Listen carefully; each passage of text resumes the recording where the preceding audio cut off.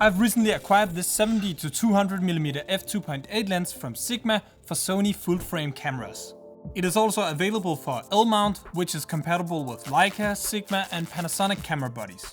I've been for a long time now considering whether I should get a lens with some reach, since the lenses I already had were mostly wide-angle lenses. Like many others, I've looked at Sony's 70-200mm F2.8 G Master II, but I must honestly admit that every time I've looked at it on an online store, I've just ended up being too stingy about it. Because I don't think it's worth that amount of money, even though I can buy it through my company and then get it a little bit cheaper. But damn, that's a lot of money. A couple of months ago I rented Sony's G Master II and I have to say it performs phenomenally, no doubt. But after buying the Sigma version, I have no doubt that I made the right decision, because the difference from the G Master version is not worth almost twice the amount of money, in my opinion at least.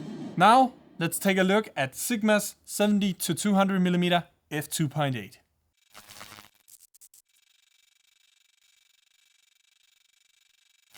The lens has the zoom ring at the outermost element, which is actually quite nice, since I naturally rest my hand there most of the time.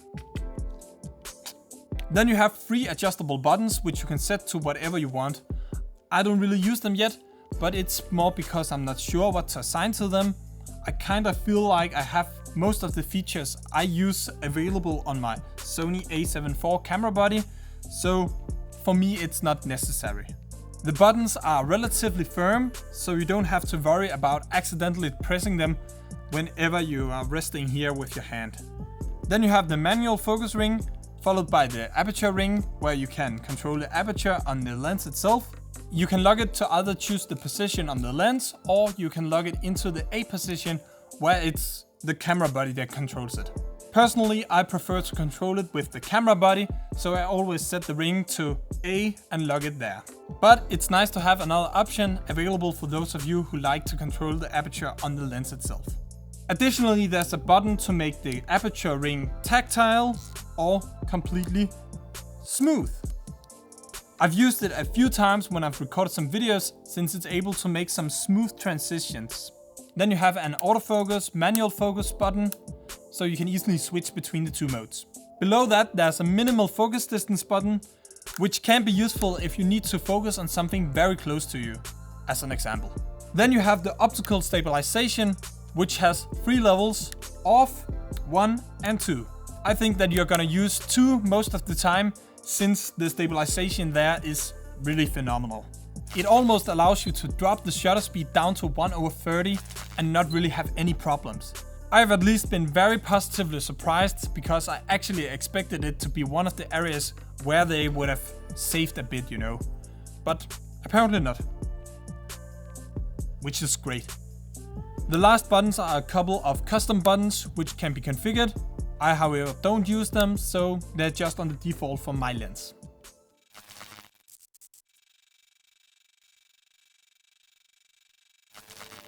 I haven't captured a tremendous amount of pictures with the lens yet, but with the pictures I have taken, I've been very pleasantly surprised. I won't go too much into the nitty-gritty, but I do have a few technical things to say. The sharpness in the images really seems to be on the same level as the G Master version. There doesn't seem to be too much chromatic aberration, and besides, if it were too much of a problem, you could just remove it within Lightroom or Lightroom Classic.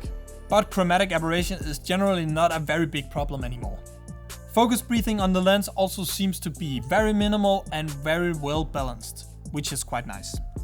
Every time I take a picture with this lens, I'm just so impressed, because the compression that can be created with a lens like this looks absolutely phenomenal. It also allows you to capture some perspectives that you wouldn't normally capture, simply because you can zoom in on places you didn't expect. I was considering whether I should just settle for Sony's f4 lens, but being able to go down to f2.8 can really create a bokeh around people that is absolutely dreamy, even from 70mm. 200mm images also automatically becomes a bit more unique, since it's not a focal range you see very often, and there's probably several reasons for that. But one of them is certainly because smartphones haven't been able to capture images at that focal range back in the days. They're catching up, but very few people press 5x or 10x and then take a portrait photo.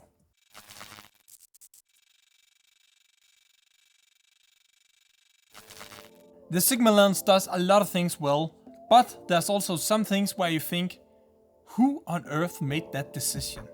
Let's start with the lens hood. The lens hood is attached with a screw mount. I personally think it looks mega cool, but if I'm completely honest, it's not very practical. Because you can't just twist it like you can with almost every other lens hood, I find that incredibly silly and annoying. It also means that you have to spend extra time on taking it off. And in that time you can't take pictures. It's especially annoying if you then have to turn it around and put it back on the lens. Quite annoying.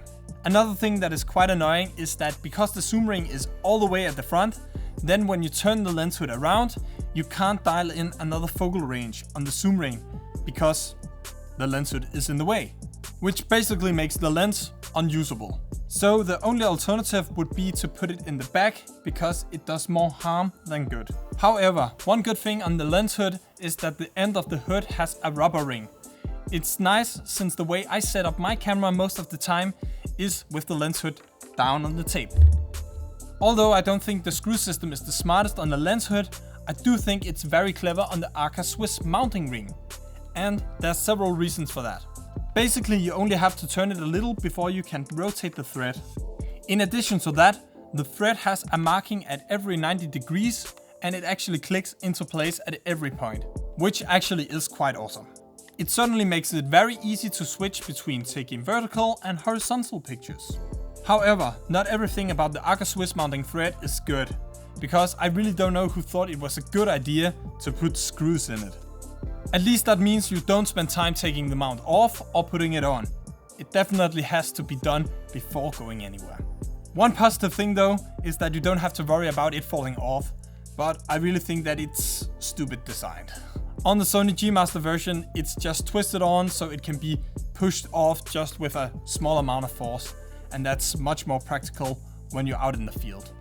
So this is definitely not as good. One thing that does annoy me quite a bit about this lens is that it makes a little noise. You can definitely hear a motor running when you have the camera turned on, which is quite irritating. You should also be aware that it's a relatively heavy lens, a little over a kilogram in weight, so if you have to carry it around for several hours, it can get quite heavy for your arms to carry it. Kinda like it is right now for my left arm. The lens functions with internal zooming, so you don't have a lens that's expanding and retracting, which is a nice way to keep dust and other elements out of your lens, so it should be quite durable in the long run. But this is just like the G Master version. Personally, I also think that the design, in that it's not white on a black camera body, makes the entire thing look quite nice.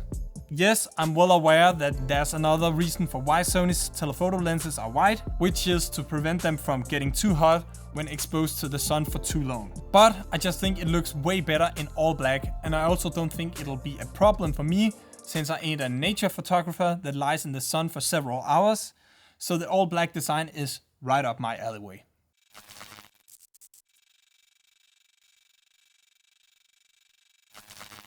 Looking past some of the design decisions made by Sigma, then there's no doubt that you get a lot for your money with this lens. It's robust, feature-packed, and delivers phenomenal image quality. Image quality in close competition with Sony's own G Master. Often I feel that by choosing a Sigma lens, you are making some sort of compromise. For example, I also have a Sigma 70-200mm F2.8 lens, and there you compromise on the focal range, which only spans from 16 to 28. Whereas with the G Master version, it's from 16 to 35. Plus there's several other aspects such as image quality, color rendition, etc., which is different. But with this 70-200mm F2.8, I really don't see much of a difference from Sony's G Master version, which is awesome. So would I recommend it instead of Sony's G Master? Absolutely. That's it for now. If you liked the video, I would as always appreciate it if you could give it a thumbs up and subscribe to the channel. And then I'll see you in the next video. I'm out.